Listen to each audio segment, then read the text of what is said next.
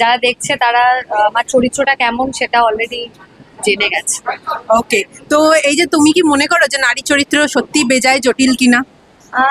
আমি কেন, কেউই মনে করবে না, সেটা কোনো মেয়েই মনে করবে না। তো এই যে এত লোকজন, পুরুষ মানুষ অনেকেই বলেন যে নারী চরিত্র বেজায় জটিল, তো সেখানে মহিলাদের কি উত্তর দেওয়া উচিত বলে তুমি মনে করো? নারীরা তখনই জটিল হয় যখন পুরুষরা বেশি জটিল হয়, বা নারীরা পজিটিভ ওয়েতে জটিল হয় যখন পুরুষদেরকে একটু লাইনে আনতে হয়। Good answer. তো পুরুষদেরকে যদি কখনো লাইনে আনতে হয় তার কিছু টিপস?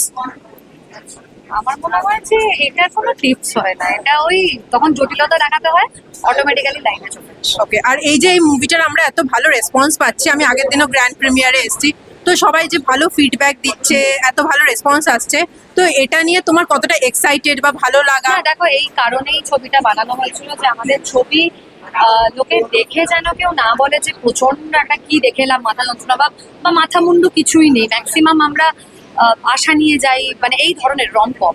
তো আমরা সেই ফিডব্যাকটা পুরোটা পজিটিভ পাচ্ছি, তো আমার মনে হয় যে এটাই আমাদের কাছে সব থেকে বড় পাওয়া। এবং ভবিষ্যতেও আমরা যে ভালো কাজ করতে পারবো বা কাজ করার যে ইন্সপিরেশন, সেটা দর্শকদের থেকেই পাচ্ছি, ইনফ্যাক্ট তোমাদের থেকেও পাচ্ছি যারা দেখছে, রিভিউ দিচ্ছে। তো এরকম মুভি কি আমরা আরো দেখতে পাবো? আমার মনে হয় সেটা শুধুমাত্র তোমাদের সাপোর্ট যদি পাই এইভাবে, তাহলে আমরাও করতে পারি। আর আমরা কি এটা জানতে পারি যে তোমার নেক্সট কিরকম চরিত্রের জন্য তোমার প্রিপারেশন চলছে, বা তোমার কি একদম plan? সিরিয়াস চরিত্রের জন্য। এখানেও সিরিয়াসই দেখছো তোমরা, কিন্তু নেক্সট যদি সেটাই নেক্সট আসে আবার, তো খুবই সিরিয়াস একটা ক্যারেক্টার। ওকে, আর এই যে মুভিটায় যে শুট করেছো, তোমার এত সুন্দর পারফরমেন্স, তো একটু যদি তোমার এক্সপিরিয়েন্সটা যদি শেয়ার করো। এক্সপিরিয়েন্স খুবই ভালো, এবং পারফরমেন্সের দিক থেকে আমাকে একদম লাস্টে রাখবো, কারণ বাকিরা দুর্ধর্ষ বলে হয়তো কোথাও না কোথাও আমিও চোখে পড়ছি। আর একটা ক্যারেক্টার ধরেছিলাম, সেটাই মেনটেন করার চেষ্টা করেছি, বাকিটা হয়ে গেছে সব। আচ্ছা, এই মুভিতে যেমনি তোমার চরিত্রটা একটু অন্যরকম আমরা দেখেছি, তোমার আগের কাজগুলোর থেকে একটু অন্যরকম, তো এর জন্য তুমি কিভাবে মাইন্ডসেট নিয়েছিলে বা কি হোমওয়ার্ক ছিল? না না, এই ছবিটার জন্য ওইভাবে কিছু মাইন্ডসেট আমার ছিল না, যেটা মির্জার জন্য আমার লেগেছিল। প্রচুর নিজের প্রতি একটা খাটনি আমি খেটেছিলাম।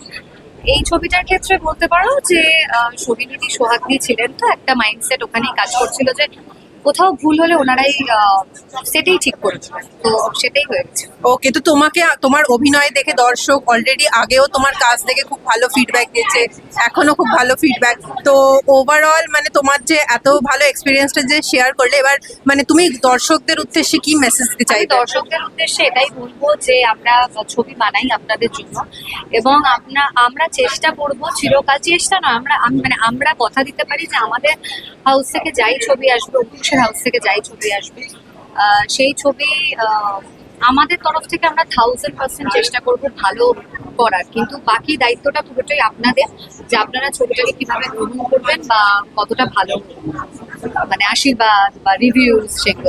ওকে, থ্যাংক ইউ এত ভালোভাবে আমাদেরকে বোঝানোর জন্য। তোমার পারফরমেন্স আমাদের খুবই ভালো লেগেছে, and we also want to watch this movie more and more. Thank you so much.